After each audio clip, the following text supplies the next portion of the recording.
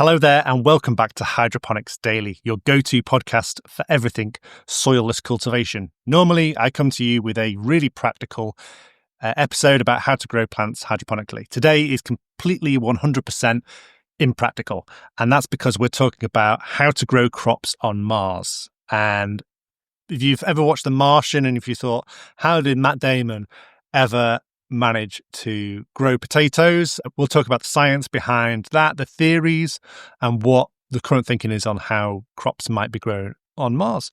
If you've got any ideas, please comment. This is going to be a YouTube video as well as a podcast. If you're watching this on YouTube and you've never seen or listened to any of my podcasts, I've got over 200 episodes on a different hydroponic subject every single day of 2025, and they're all available on your podcast provider of choice, whether that's Apple, Spotify, Amazon, whatever, and they go from the complete beginners all the way through to expert level. So today we're talking about potential of growing crops on Mars. I'm not going to cover how you would get astronauts from Earth to Mars and feed them there. I'm going to assume that's already been done.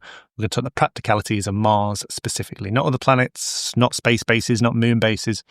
And there's lots to unpack. It's going to be a real deep dive into that today. Okay, so the first thing, the most important thing for life, the reason Los Angeles is where Los Angeles is and Benidorm in Spain is where Benidorm is, it's not because they're great locations. It's because the most valuable resource in the world, on Earth, is there, and that's fresh water, clean water you can use for crops and for growing plants. And so that will be the first factor when looking for a location to cultivate plants on Mars. And there are some downsides because where the water is might not be the best place to grow plants. So if we think about the best locations, Mars has been found at the poles. However, you've got trade-off there with the latitude. So a Mars year is extremely long. Look at my notes, 687 days. And I asked ChatGPT how many days a year at the poles is there enough light to maintain photosynthesis, to allow photosynthesis to occur, and that's 300 to 340 days. And so half the year there's not enough light for photosynthesis. So we're not likely to be growing with windowed-based hydroponic systems there. So, but first of all, you're going to need the water. Can you mine it? Can you purify it? Can you recycle it? You might look for mid-latitude regions with shallow subsurface locations. There's one called Utopia planitia.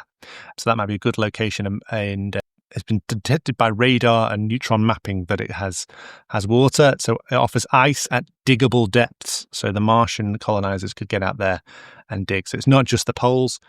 The problem with the poles is, as I said, you've got those brutal winters. Imagine an Antarctic base and then times it by 10. And you've got more stable light there. The seasons are more extreme on Mars as well. So the light levels differ by up to 40% based on season. There is potential, you could potentially have two bases. You could have one on the North Pole, one at the South Pole, and you could just flip between the two and always be in summer. Bit like what rich people do here in the UK and ever have in South Africa for the winter, or Australia. What a fantastic life. When it comes to the light and all the intricacies that come with light, it's not just having light that's important, it's the amount of light. So Mars, on average, gets about 43% of the light from the sun that we get here on Earth. And the day length, the length of time is roughly similar. So a Martian sol, which is the equivalent of a day, is 24 hours and 39 minutes. So plants will be fine with that. And the growth levels would be lower with that amount of light levels. Obviously, that winter time would be, the plants would be dormant. So there's a big issue around how would we grow plants on Mars, and you probably wouldn't use sunlight to grow directly for photosynthesis. If you look at a lot of the science fiction literature and films and things like this, they've often got windows in the colonies and things like this, but windows are fairly impractical. You think about the weight required for a reinforced window to survive the harsh Martian windstorms and dust storms. They get covered in dust as well. They'd have to be transported. They couldn't be 3D. You can't 3D print a window. It's made of silica. You can't yet, I don't think. And also, if you compare that to just using LED or whatever the next generation of lighting is, whatever is around when they colonize Mars, then you could just use a solar panel or probably more likely a nuclear reactor to actually power the lighting system. So that would be far more practical. So it's more likely they're grown indoors using artificial lighting. Also, the factor to consider is that Mars has 2 moons. So any of those biodynamic hippie astronauts and colonizers would need to decide which moon to prune and sow and germinate on. That's a bit of a joke, obviously. Biodynamics is a load of nonsense, if you ask me. There's that option. And then there's the other option. Could you use artificial photosynthesis or electroagriculture? We talked about that briefly on another subject. It's where you convert CO2 and electricity into something called acetate, and you grow organisms with that acetate, sort of GM, genetically modified plants that can feed off this acetate. It can be grown in the dark or in just light levels in a colony. You don't need grow lights. It's very much at an early stage, this technology of using acetate as a carbon source, as a food source for plants. But it's something that I think one of the Musk brothers has looked at, or even Elon might even be looking at. So it's an area of interest, both in human consumption here on Earth and on Mars. So yeah, it's something to consider. I would imagine most researchers are looking at LED lighting though currently, and as well as plant growth, to look at the growth of yeasts, algae, and fungi as well as to grow food.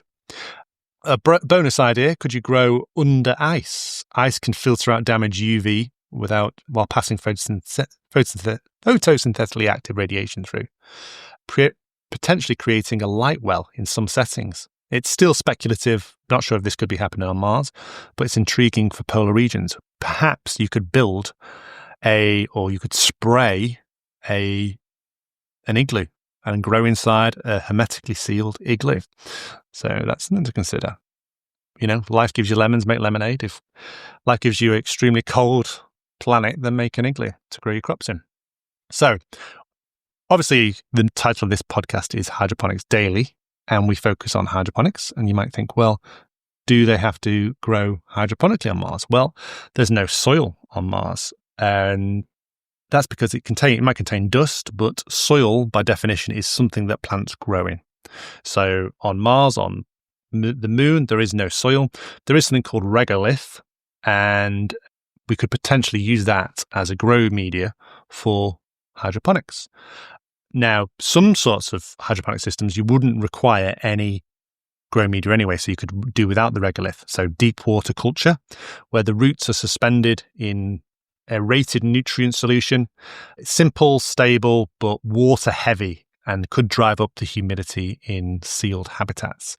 Requires a lot of water. So if the Mars colonizers are going to struggle to get water out and clean it up and melt it, then potentially DWC is out the question. Aeroponics is another option where roots hang in the air and then they're misted with nutrient solution using a mister or a fogger. Very water efficient compared to DWC, fast growth, but demands reliable nozzles, filtration, and redundancy. And in a Mars system, everything has to be fully reliable and bulletproof, because you don't want a sad ending to your Mars colony film, do you? So likely picks for me would be NFT, nutrient film technique, or probably ebb and flood, where you could fabricate channels and trays using 3D printers, and that would keep biofilms in check, and you could make fairly simple systems, and you could use the regolith as a growing medium for that. Also, when you think about hydroponic systems, obviously this is going to be fully controlled for EC, pH, relative humidity, leaf temperature, VPD, light levels, nutrient dosing, and AI controlled systems, freeing up the colonizers to do other fancy things with their time, building out the habitation places and doing experiments with their scientists and things like this. So crew time would be precious and automation would be important. And if you think about 3D printing manifolds, trays, spray rails, brackets, spares, feedstocks, compare that to sort of transporting bulky finished hardware for years from Earth to Mars, trying to play sort of like 3D Tetris, trying to pack it all into a rocket. That would be virtually impossible. So it's probably going to be 3D printed, all of that. And then the big question when it comes to Mars colonization is, can the regolith become a grow media? So what does regolith offer? The sort of dust, the rock on Mars? Well, it's basaltic, like basalt rock, which means it's rich in magnesium, calcium, potassium, iron, and silicon. And there is also a location on Mars that's been found where nitrates, a key macronutrient, have been found. The Gale crater was found by NASA by one of the rovers, Curiosity rover, and so there's potential for using that. Now, that might not be the Gale crater might not be the best place for habitation, so it might not be water there, so you might need to go and quarry that and bring it back, things like that. That might be one of the missions on Mars. So those are 5 key elements there, plus nitrogen, but you're going to also have to add other nutrients that the regolith is short on. So phosphorus, sulfur, and all the macronutrients, like, apart from, what did I say? Iron, so boron, zinc, copper, molybdenum, manganese, etc. Chlorine, sodium, they wouldn't be an issue because humans will piss those out. And in a recirculatory water system, there'll be loads of those anyway. But it's also thought to be porous, so that's a good thing for the regolith. Now, what are the downsides of the regolith? Well, there's one massive downside, and that contains perchlorates and other oxidants. These are compounds that are extreme oxidizing agents, and they will kill roots, plant roots, and they'll kill humans. And so they will need to be removed. They can be removed just by, if there was lots of water available and they found an easy way to remove it, to extract water on Mars, they could just leach that, just pour water through the regolith before they use it as a grow media. They could heat it to 200 to 400 degrees Celsius. So if you've got a nuclear reactor on site for lighting and heating and things like this, then potentially that could heat the regolith for that. Or if there's a hydrogen source, you could chemically reduce the oxidizing agents by adding hydrogen gas.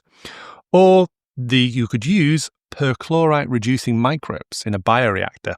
And that's the basis of the plot of The Martian. Although it's not made super clear in it, Matt Damon is harvesting his feces and culturing it with the regolith to make the bacteria break down the perchlorate so that it's suitable for growth of the plants, and also for cycling nutrients as well.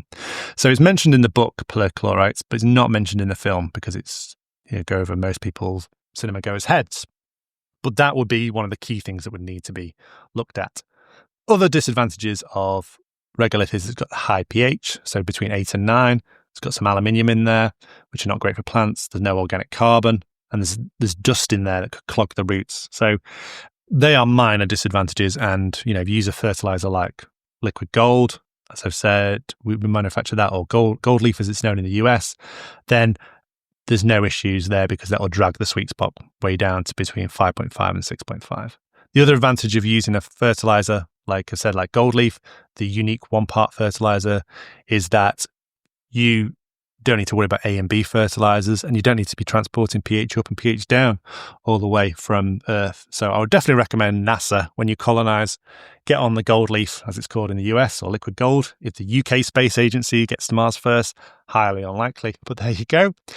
The other issue around the dust, I mentioned the dust there, that could block roots and block filters and things like this. Probably a bigger issue for HVAC systems. And if the dust got in, there's a lot of dust on Mars, and if you're breaking up regolith to make grow media, then that could be an issue. So you would need to wash and redust it. This is an issue around magnetic issues around the grow media, but I'm not too sure about that. So we've talked about the regolith, the nutrients. So you want a reliable one-part fertilizer. It's got to be reliable. It's got to be bulletproof. And we've tested our products on thousands, well, not thousands, hundreds of crops. So we know that it works. So, or you could we talked about aeroponic NFT to remove the need for a substrate. Atmospheric management on the farm. So CO2, what's going to be your CO2 strategy?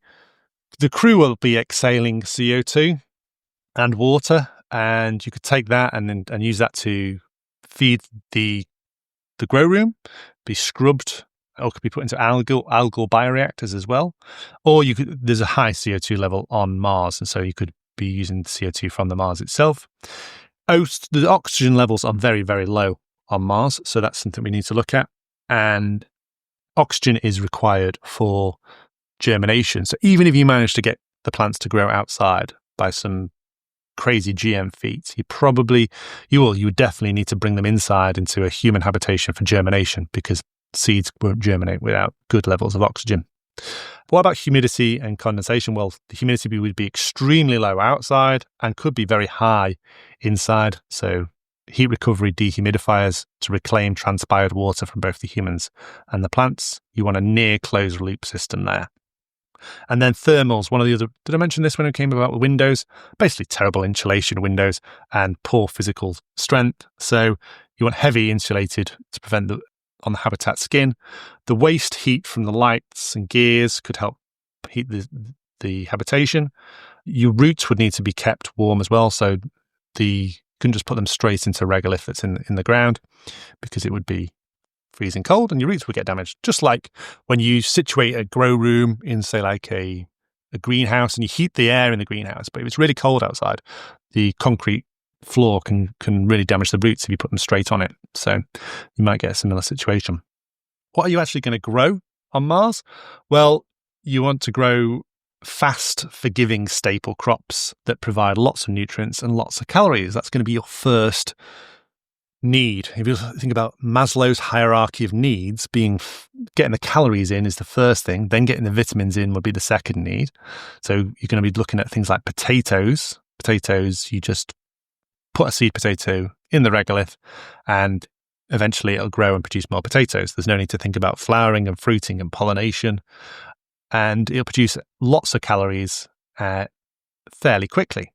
Whereas for nutrition and vitamins, then you're looking microgreens, culinary herbs and things like this that will produce lots of leafy greens, give you folic acid. And then in your hierarchy of needs, you go up to more like psychological requirements. You could feed yourself on potatoes and lettuce, but would you stay sane if you did that? So the other option for helping the colonizers stay sane and having an enjoyable time is letting them choose what crops they grow, and then letting them having some flavor as well. So things like strawberries, chives, mints, chilies, and tomatoes, things that they would recognize from home and give flavor to the plants rather than just being boring and bland. And then obviously, if you gave them a choice out of 10, then they feel like they've had a choice. It's psychologically having a choice on something is very important. Obviously, pollination, there's no insects on Mars, so you could use things like the colonizer's electric toothbrush or handheld vibration for pollinating certain crops like tomatoes and peppers, or just grow crops that don't require pollination. So lack of pollination is a bad thing. Good thing is that there's no pests or disease on Mars, but you need to make sure it stays that way. So all the propagation material, the seeds or the seed potatoes, would need to be produced in a very, very sterile conditions for a number of life cycles before they go to Mars. You want menu diversity as well. So colonizers have a choice and a menu, as well as just a different choice of plants. And you might grow ornamentals, shade-tolerant ferns or flowering plants in the areas with lower light levels, just to give a psychological effect. Some people say you don't need ornamental plants, but, like Chairman Mao tried to get rid of all gardens in China during the Cultural Revolution. But then he found that plants have a important psychological effect, ornamental plants. There's lots of people in the UK who say, we should dig up council gardens and plant just food plants for people to eat. It's like some sort of utopia where people would just eat apples and the apples wouldn't just fall on the ground and get eaten by rats. Ornamental plants play a very important part, just like art and music. You wouldn't say, well, the Martian colonizers are not going to listen to music because it uses up valuable electricity. It's part of being human. And then you'd have to have crops that could be stored easily and robustly through the Martian winter. And potatoes is obviously great for that because they can be stored in the dark and in a wide variety of conditions. Or legumes and microalgae potentially. You could have bioreactors and things like this. So there's potential for there. Now, could you grow outside on Mars? That's a big question.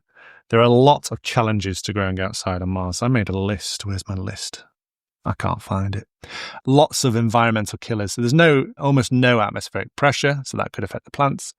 Extreme cold, so you could potentially genetically modify a plant to tolerate some of these factors. So extreme cold, desiccation, the complete lack of humidity, the oxidizing agents in the regolith. We talked about the perchlorates. Extremely high UV light because there's no real atmosphere there. Dust abrasion from the windstorms. The lack of water. Well, we'd be adding water, otherwise the plants just wouldn't grow. Even a super plant would need to have lots of different factors stacked on top of it. A winter dormancy as well. That's another one.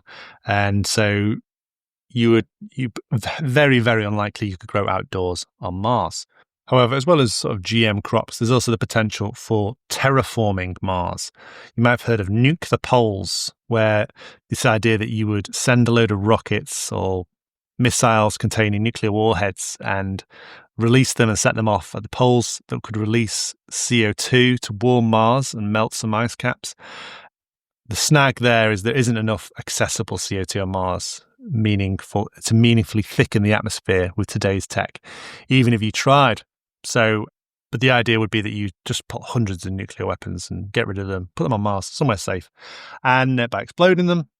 And then eventually things like microalgae could potentially grow, and then you could colonize thereafter. So that's something to consider.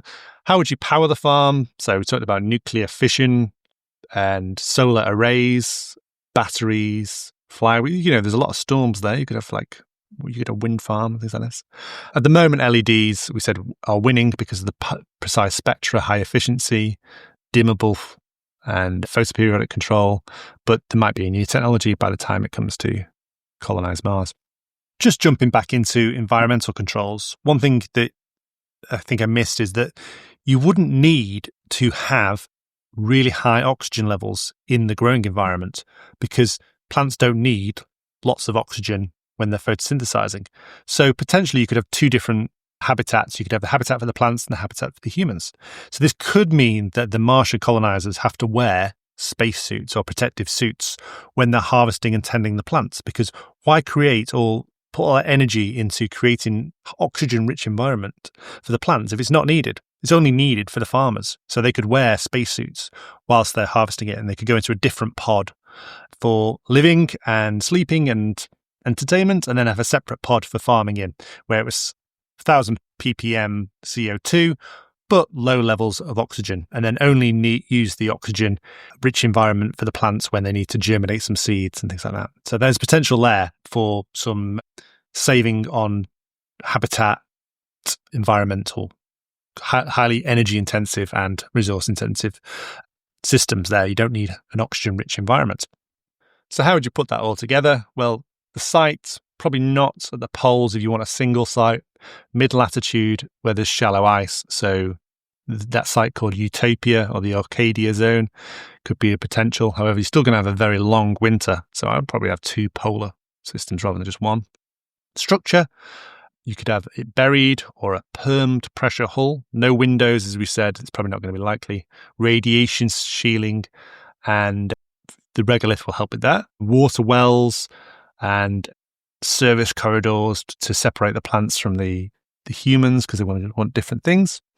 Maybe an aeroponic system or an NFT system with cleaned regolith combined with a fertilizer.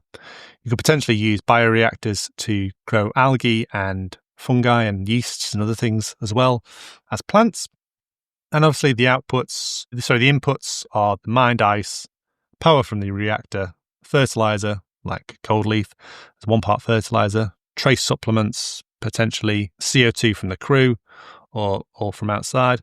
And then the outputs, leafy greens, potatoes, leafy greens you could get daily, potatoes, potentially weekly after a while. And then other things like herbs and spices and things to flavor them afterwards. And then obviously some way of removing that perchlorate.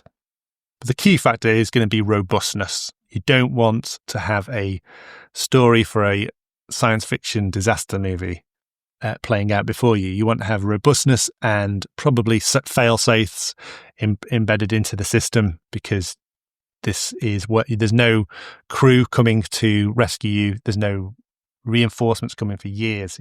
Thanks very much for tuning in to Hydroponics Daily today. I've been your host, Dr. Russell Sharp. And as I say, this is a podcast that's available on a daily basis. If you are on Apple, please do leave us a review. It really helps us get hydroponics higher up on the gardening Apple charts. I want to get in the top 10 of gardening podcasts and hopefully spread the word about hydroponics and its opportunities for the future of human crop cultivation. Thank you very much for listening. Until tomorrow, goodbye.